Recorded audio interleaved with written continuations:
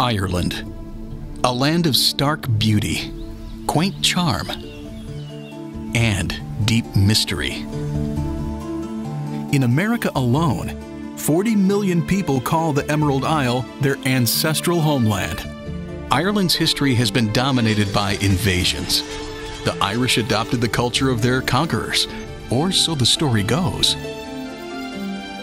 Now evidence shows that some native Irish didn't conform to new ways of life, but fiercely guarded traditions that are uniquely Gaelic. Is a new chapter in Irish history about to unfold?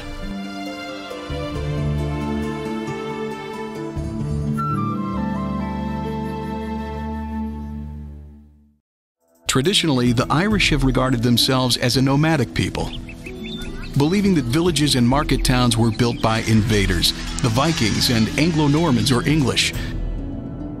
But is that accurate? In ancient Irish manuscripts, a single reference is made to a market town built by the Gaelic, or native Irish. Was it a real town, or just a myth?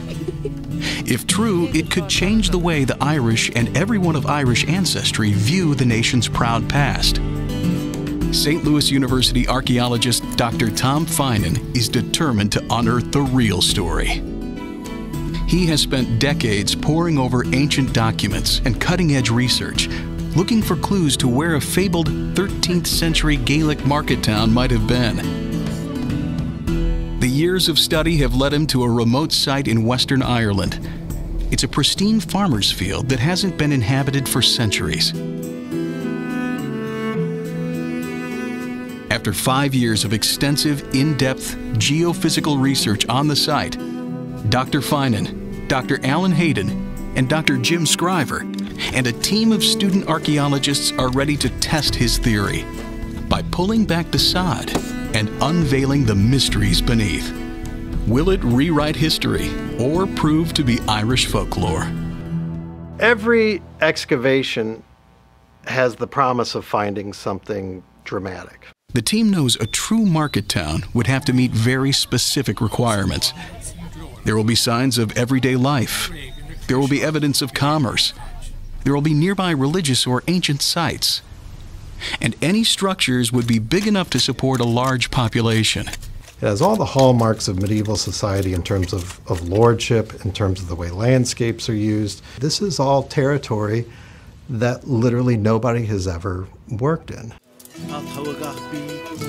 In early medieval times, Ireland was divided into territories ruled by Gaelic kings or chiefs.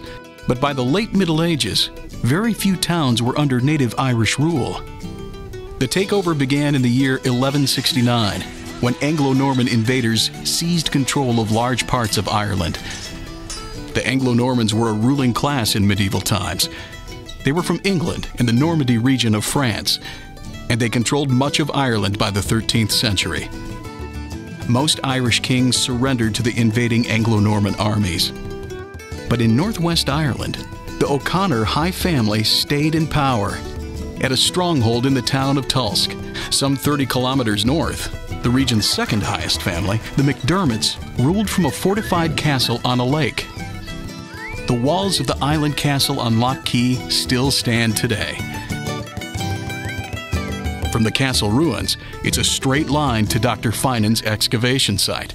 The rock, as a sort of settlement fortification, was connected to the land, the mainland, right? Almost like by an invisible umbilical cord.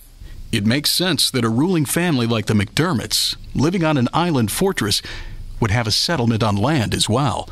If you're living on an island, well, that's for defence, it's for show, but it must be remembered that lordly residences like Lough Key, princely residences and castles and places like that were also centres of estates and administration. Archaeologist Dr. Kieran O'Connor is a leading expert on European castles. In 2007, he led an architectural survey of the ruins of the castle at Lough Key. The part of the castle most visible today is a folly, built in the 19th century.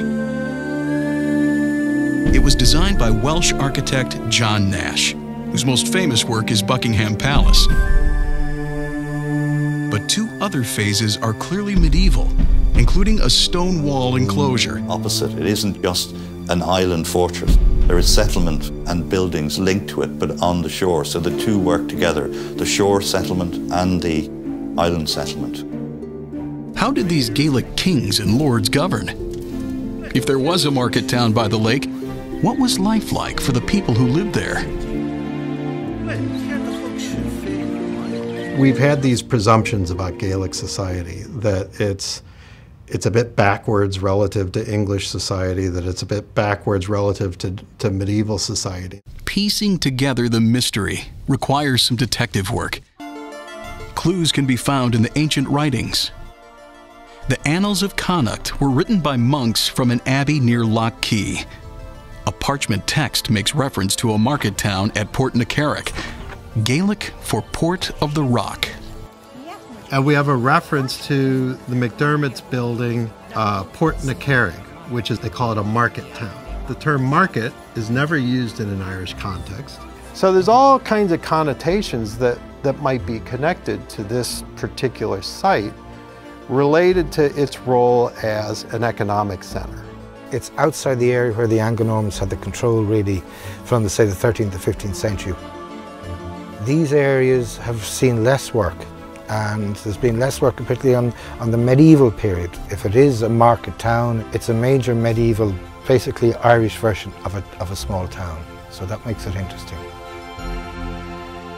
Dr. Finan's geophysical research reveals that structures may be buried in this field next to the lake. If the McDermott lords lived nearby in the castle, could this be the site of the lost medieval market town? In the weeks before the first ever excavation, Dr. Finan and his colleague, Donald Haggerty, pore over the research. You would have all the signs in the landscape of high status Gaelic lordship. Here at Lough Key, that's exactly what we have. You've got the rock up there, you've got what we're calling the moated site in the field over here. So you sort of have church, you have secular, farming, agriculture, and then you have sort of lordly stuff over here. A key finding in Dr. Finan's geophysical research is a collection of ring forts.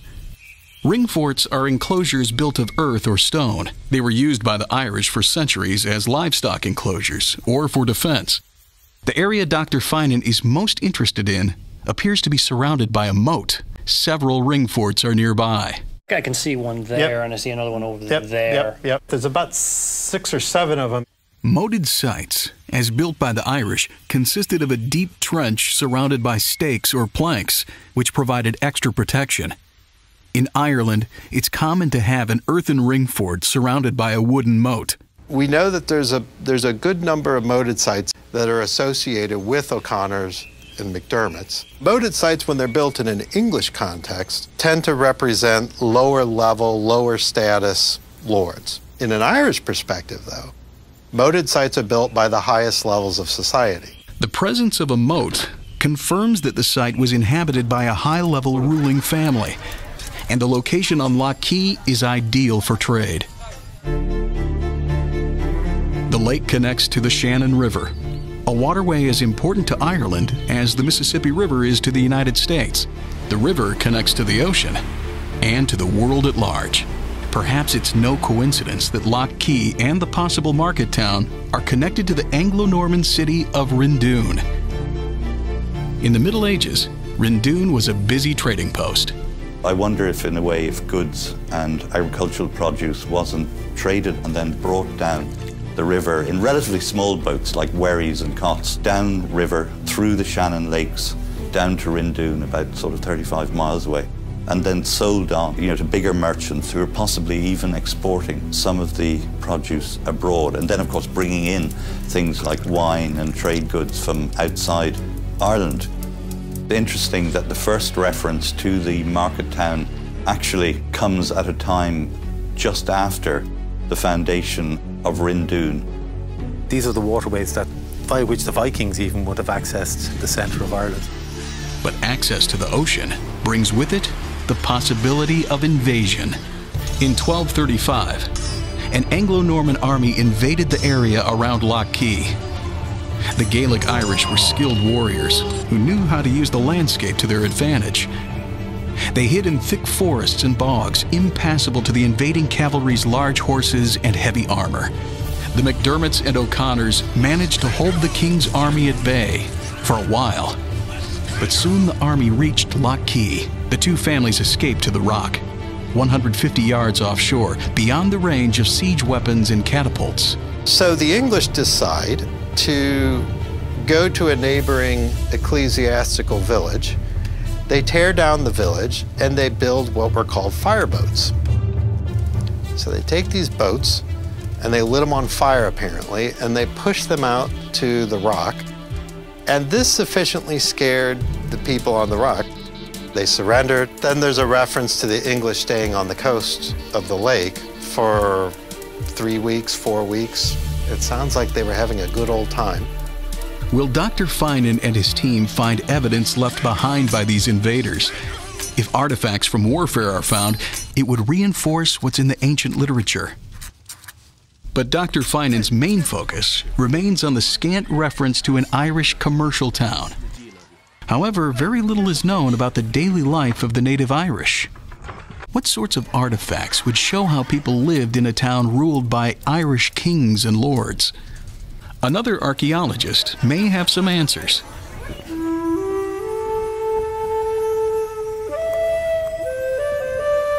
Dr. Michelle Comer is excavating a farmstead in the west of Ireland, used for centuries by the ruling O'Loughlin family. While Dr. Finan's work centers on a market town on a moated site, Dr. Comer has unearthed artifacts from a Gaelic family compound within a stone wall enclosure. What she's found at her excavation in the Burren begins to bring into focus how the Irish lived when free of outside control. We have here a native ruling family continuing to live in a traditional manner from the 10th century, so what we would refer to as the end of our early medieval period, right through the medieval period, right through to the start of the 17th century. They are continuing to live like their ancestors did before them. They are not copying this new culture, so they're not building a castle or a town or a village. So we have, for example, what is essentially a medieval scissors or small shears. Other evidence of textile working include sewing needles, like this little bone example. So this item is called a spindle whirl, and it's used for transforming raw fleece from your sheep into a yarn or a thread. Other artifacts found at Carriconnell include a bronze dress pin decorated with a hound's head, fragments of gold, a silver ring, and a tuning peg for a harp.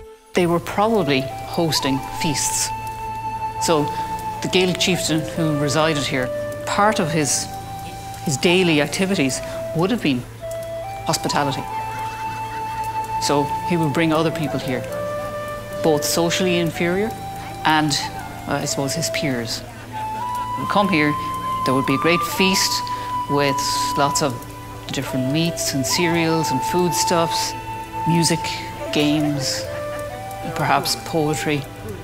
But there's no denying that the people here were quite wealthy and quite important in this particular community.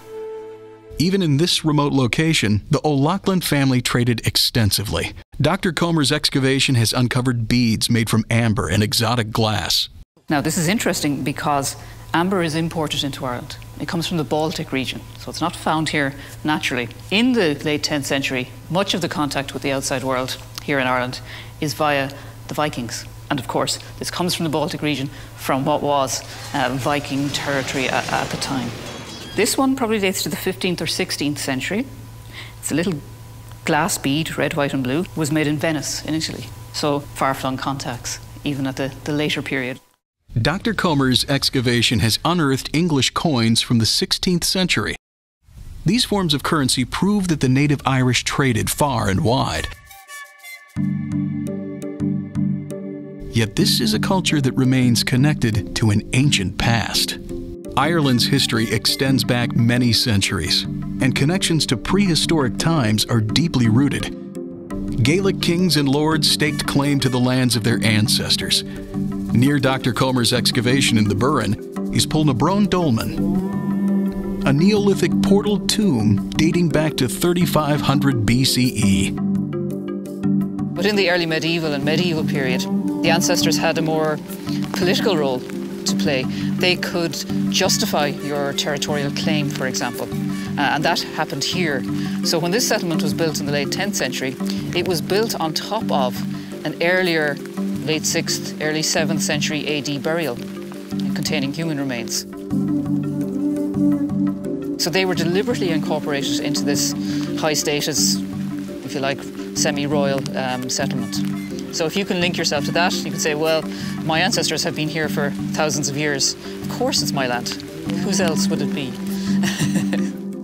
The O'Connors and McDermotts also lived near lands settled by ancient ancestors. The Carrowkeel tombs are within view of Dr. Finan's excavation site. These Neolithic monuments were built in 4000 BCE. If the McDermotts are building a moated site on top of a ring fort that is also built near a Neolithic settlement, that's a pretty important conclusion. If you're building directly on top of things, in a sense, we're controlling the past. We're taking the past and making it ours. So the McDermotts, as they build these things, what they're saying is, we are the overlords here. We are connected to the past. We are connected to the landscape. And it creates this web, in a sense, that in Gaelic Ireland, it's sort of the way that lordship is often exerted. Despite those ties to a pagan past, by the Middle Ages, Christianity was widespread. Gaelic rulers seeking to ensure their salvation invested in abbeys, places of worship and burial. 2 abbeys are near Dr. Finan's excavation site, one on Trinity Island, the other in the town of Boyle. Both abbeys were supported by the McDermott family. In the medieval period, there were no unbelievers, and they were ensuring eternal salvation and also high status burial rites at these abbeys. Archaeologist Dr. Miriam Klein conducted a major excavation of the abbey on Trinity Island. She's an expert on the religious landscape of Ireland. It also kind of raised their social status and their political status to have these, but primarily for very good religious reasons. And these, of course, would have been the only stone buildings, probably the only stone buildings in the region. So it meant that they must have really dominated the panorama of the lake with these, 2 abbeys out on it. Boyle Abbey was the burial place for the McDermott lords until after the dissolution in the second half of the 16th century, when Rory McDermott was buried at Holy Trinity Abbey.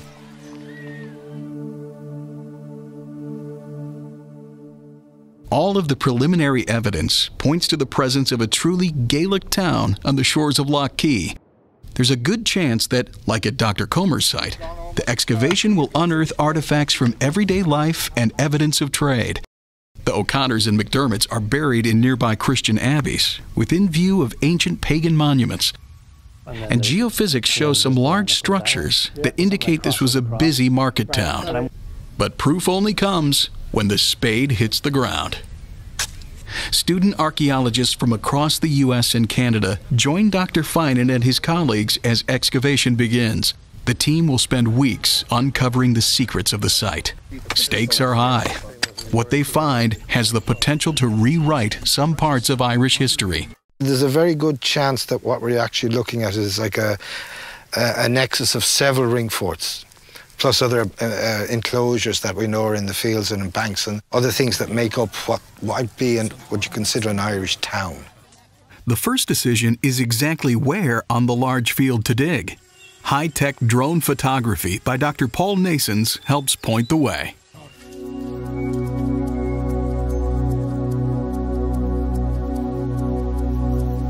This aerial survey that Paul Nason's Western Aerial did for us right after the grass was cut really shows the banks and the ditches surrounding the site pretty clearly. The main platform. That darkish brown, that's where stone actually comes up to the surface. In any excavation, archaeologists focus on one area that is most likely to yield artifacts.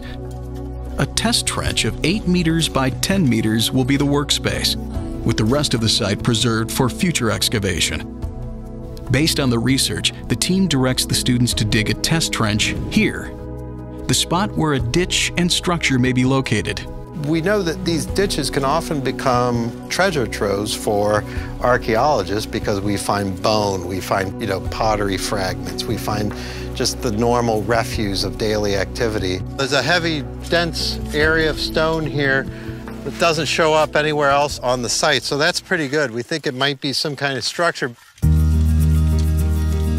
In the cold rain, alternating with record heat, the team of students and professors begins their back-breaking work. Early in the excavation, the professors teach the students how to recognize artifacts in the soil. It's a very interesting, climate to be working in. Once you're that close to it all the time, you can see little differences. Students learn about soil stratigraphy. Like rings on a tree, layers of soil reveal the passage of time. It's fresh. Now, when you scrape it, it all looks exactly the same. These are difficult layers to follow. You learn to look in the cross sections for different rock patterns going down the side, if they dip down or if they stay level, and you learn to tell the differences and consistencies of the dirt. I enjoy the puzzle, so I like the stratigraphy. That's where the feel, sound, color, all of that comes into play. Dr. Jim Scriver and the students excavate a portion of the trench where the layers of soil reveal a timeline. Artifacts found higher in a trench are from a more recent time period. Ones found at the bottom are older. This is our medieval activity. This is the destruction of the ring fort. This is this fill of the ring fort ditch before it was destroyed. Found a rib and then another tooth today. Really, the great thing is that we've hit really good archaeology very quickly. It's actual things that we can identify, particularly up on top here. We've got what we would call a revetment. In other words, it's a wall. It's only day 3 of the excavation, and the team has found what appears to be a kiln used to dry grain. These are small, usually keyhole shaped. Usually have a round chamber where there would have been a large wicker basket with the grain in it. Opening off this somewhere would be a flue to a fire. This would be like a tunnel, so the flames would come in. Now the flames hopefully would only get to about here, but then the hot air, this would act like a chimney, would draw the air through, so the hot air would be pulled up and dry the grain. The kiln is large and in very good shape. The size alone points to evidence of a commercial trading center.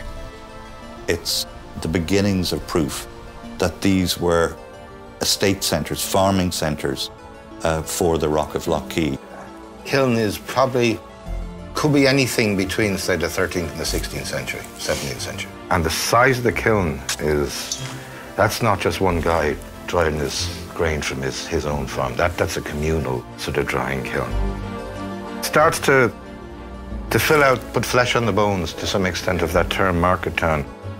Whether it's local people who are producing the grains and then, they're using the kiln and then ultimately they use a mill, or stuff is being brought in from further afield. I mean, this opens up a lot of questions about what exactly the market economy is all about. The team finds a kernstone, used for grinding grain into flour. It was broken and reused as part of the wall. You can see the curving striations running around the stone here. The lower stone was stationary.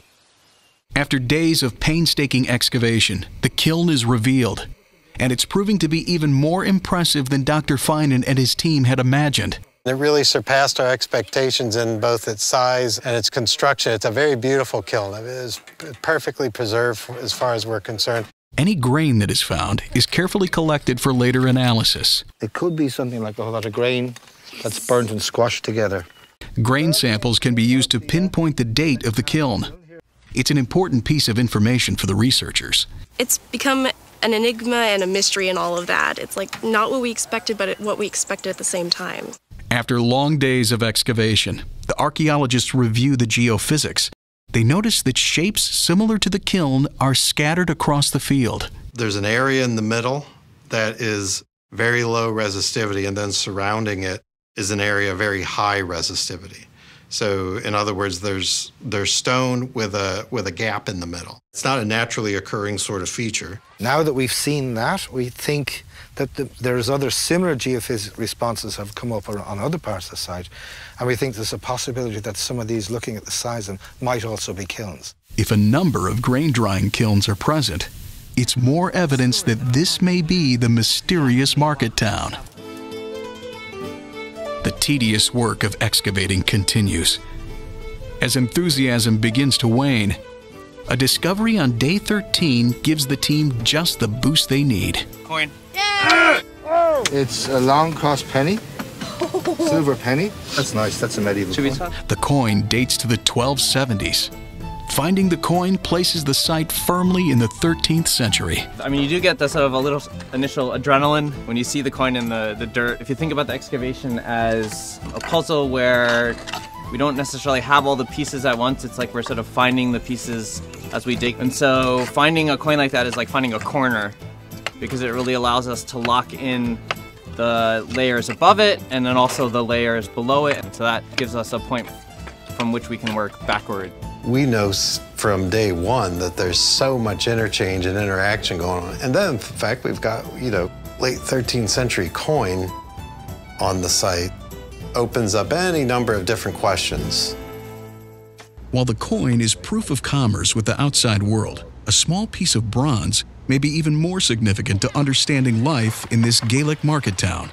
It's an offcut. You can see it's very sharp edges. Offcut from a larger sheet, showing us there's metalwork going on the site. There is a trade network in place where they can get the raw materials. There is financial capital in place for them to acquire the materials. There is know-how in place to make bronze, as opposed to just trade for it. And if you put that together with these mysterious bumps that are appearing in some of the geophysical work that may be individual other kilns, then we may have something really, really interesting going on the site here. Some artifacts provide evidence of when the market town was in use. I found 6 medieval horseshoe nails. There was a difference in the soil, the color of the soil. When I dug it up, it was this orangish red color, and it really stood out. We know that the native Irish start shoeing horses relatively quickly after the English arrive in the late 12th century. The fact that we found 10 of this particular style, called a fiddle nail, is pretty interesting. It works us into that 1200 to 1275 range.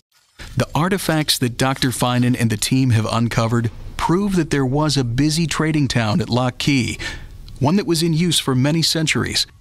What Dr. Finan and his colleagues are doing are opening up a whole new area that we didn't know anything about. The earliest artifact is an 8th century tool for leatherworking. A piece of china. And the latest is a piece of 19th century pottery. The artifacts he's found are really excellent. Very rare to find coins, medieval coins. The right things are coming up and the right contours of it are coming up too. The team's archaeology is writing a new story of Ireland, showing how a proud people lived, worked, and ruled when free of outside control. They conducted international trade in busy market towns. They processed grain and were skilled bronze makers. All the while, they kept Gaelic traditions alive. They were a spiritual people, embracing Christianity, yet continuing to live near prehistoric pagan burial sites. It's a society far more complex than anyone imagined. The whole lake is actually a beehive of activity in the 13th century. And so much more may lie beneath the surface. As the mystery of the market town yields its secrets and proves to be fact rather than fiction, another mystery emerges. We're the first ones to identify this large ring fort over here.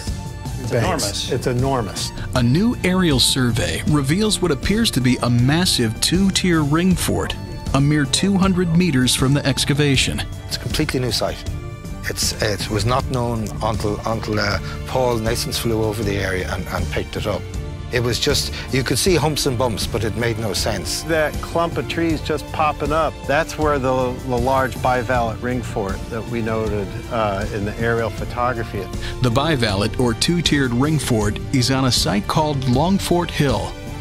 Vikings called their settlements Long Forts. And that term was brought into Irish to represent something loosely along the lines of temporary encampment. A possible connection to Norse invaders only adds to the mystery of the new site. Bivalve ring forts of this size were used for royal ceremonies, including the inauguration of Gaelic kings and lords. Could this rock outcropping on the hilltop, overlooking the market town, be one of the largest ring forts ever discovered in Ireland? If I was going to extrapolate, part of me wonders if this enclosure here is not really settlement as much as it is something to do with lordship. It has a great vantage point to the rock. It overlooks the moated site. You would almost expect there to be something like a ring fort at a point like that. Dr. Finan returned to Ireland to gather data on the large structure. He's hoping to uncover more secrets buried beneath this Irish soil. But for now, centuries of agriculture conceals the evidence. Even with the latest scientific technology, improvements in drone photography may provide some answers. Drone aerial photos are increasingly clear and precise. I would not be surprised if the elevation differences that appear to be the ditch and the ring are probably 1 or 2 centimeters difference. It's literally that accurate, the aerial survey. So it shows up in the image, but actually working the geophysics there, we weren't able to find much. While information gathered on the large structure is inconclusive for now, Dr. Finan's work in Lough Key is enabling scholars to look at Irish history in a whole new way. What they're doing now is coming up with a whole new vision of what Ireland may have been in those times, and who would have thought that that Ireland could have been an international trading center during the 13th century. I think we have clearly identified at least 4 more kilns on that site. And if they're being used concurrently, then that basically means they are producing and dealing with a ton of grain. We've got bronze working, which suggests that there's artisans there. We know that they're using the lake as an economic resource. As a market town, you actually have a lot of economic activity going on. So the puzzle pieces come together and they actually do fit.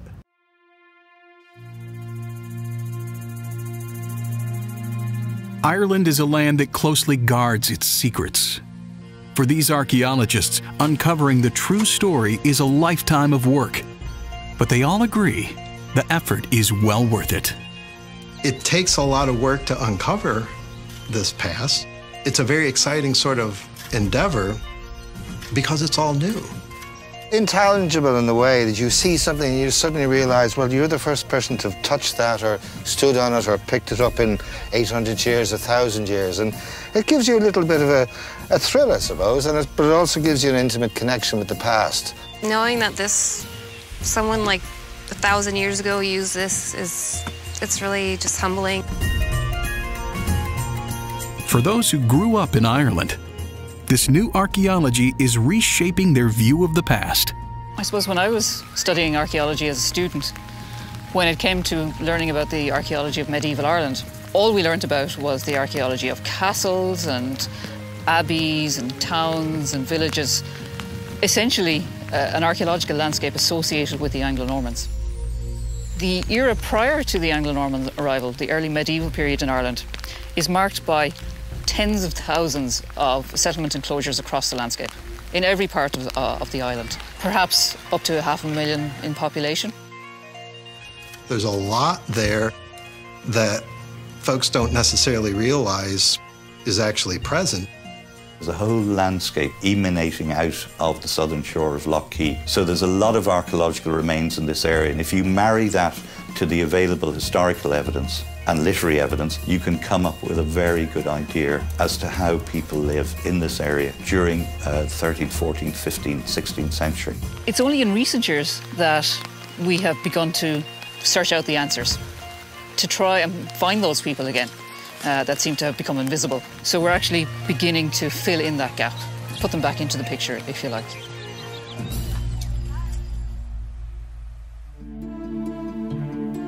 The Irish medieval market town is much more than folklore.